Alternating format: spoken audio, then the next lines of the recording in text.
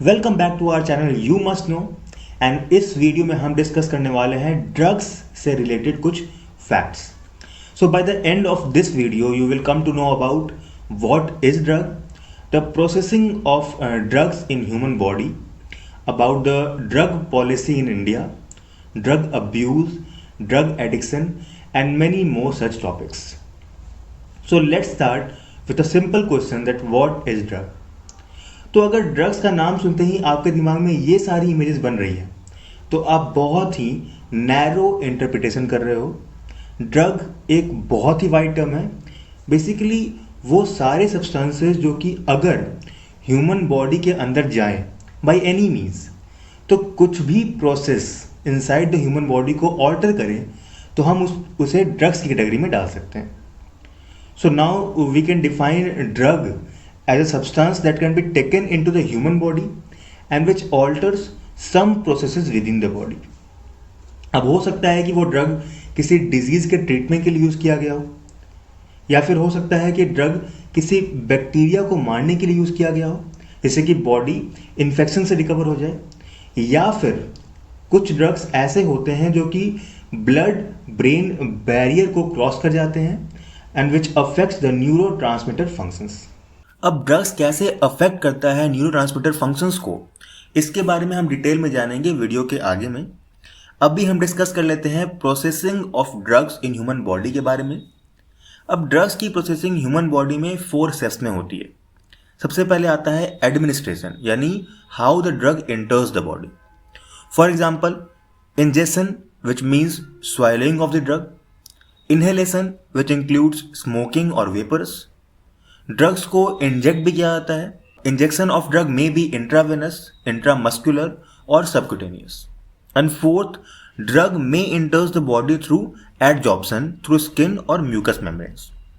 अब कुछ ड्रग्स ऐसे होते हैं जिन्हें आप डिफरेंट तरीके से भी बॉडी में एंटर करा सकते हो। जैसे अगर हम मारूआना का एग्जाम्पल लें तो इट कैन बी स्मोक्ड और स्वेलोड। अब ये मेथड ऑफ एडमिनिस्ट्रेशन भी ड्रग के एक्शन को अफेक्ट करता है। जैसे अगर ड्रग को स्वेलो किया गया हो तो अप्रॉक्स 1 आवर लगते हैं ड्रग्स को टू एक्सर्ट देयर इफेक्ट। अगर यहीं इंजेक्ट किया गया हो ड्रग को तो विदिन सेकेंड्स और मिनट्स ड्रग अपना असर दिखाना शुरू कर देता है।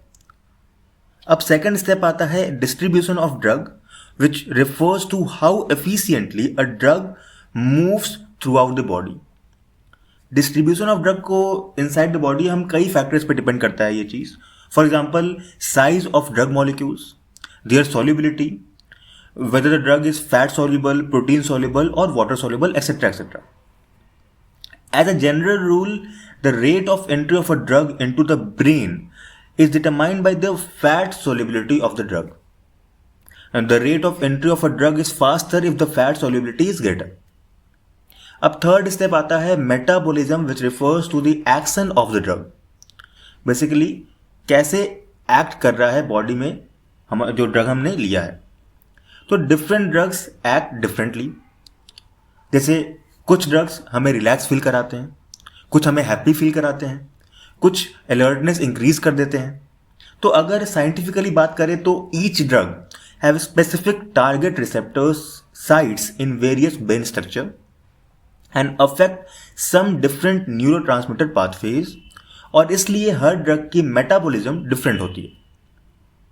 अब लास्ट स्टेप आता है elimination which refers to the breakdown and excretion of drugs from the body.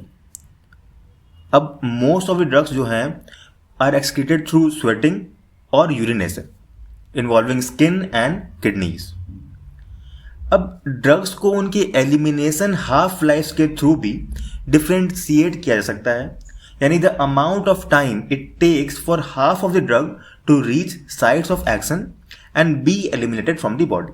यानी हाफ ऑफ द ड्रग को कितना टाइम लगा पूरे बॉडी में डिस्ट्रीब्यूट होने में और फिर एलिमिनेट होने में, इसको हम half life of the drug बोलते हैं।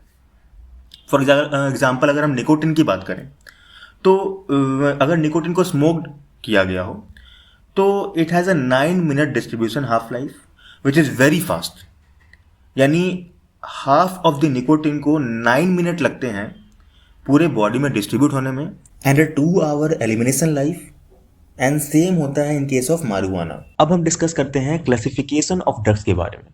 Now, on the basis of the purpose of their use, drugs are classified into two broader categories, that is the therapeutic drugs and the psychoactive drugs. अब जो ये therapeutic drugs होते हैं, ये basically healing process के लिए use होते हैं रिलेटेड टू एनी डिजीज। यानी अगर हम किसी डिजीज की ट्रीटमेंट की बात करें तो उनमें इन ड्रग्स का इस्तेमाल होता है। फॉर एग्जाम्पल एनाल्जेसिक, जिसे हम पेन किलर भी बोलते हैं, they are used to achieve relief from pain, या एंटीपायरेटिक्स जिसे हम बॉडी टेम्परेचर कम करने के लिए यूज करते हैं। तो ये सारे हो गए थेराप्यूटिक ड्रग्स। अब जो साइको एक्टिव ड्रग्स होते हैं, these drugs changes the nervous system function, जो कि हमारे मूड, बिहेवियर, परसेप्शन इन सबको ऑल्टर कर देता है। अब इसका मतलब ये नहीं है कि थेराप्यूटिक ड्रग्स गुड ड्रग्स हो गए और psycho active drugs bad drugs हो गए, ऐसा नहीं है। कुछ psycho active drugs therapeutic activities के लिए भी यूज होते हैं, जैसे कि कुछ साइको एक्टिव ड्रग्स जो होते हैं वो साइकेट्रिक डिसऑर्डर्स को क्योर करने के लिए यूज होते हैं, तो इनका ये भी इस्तेमाल है। लेकिन most of the psycho active drugs mood change करने में ही हेल्प करते हैं, जैसे अल्कोहल हो गया या कैनाबिस या मॉर्फिन, ये सारे मूड चेंज करने में इस्तेमाल होते हैं और इसलिए इन ड्रग्स को मिसयूज किया जाता है for negative purpose despite of negative consequences associated with it.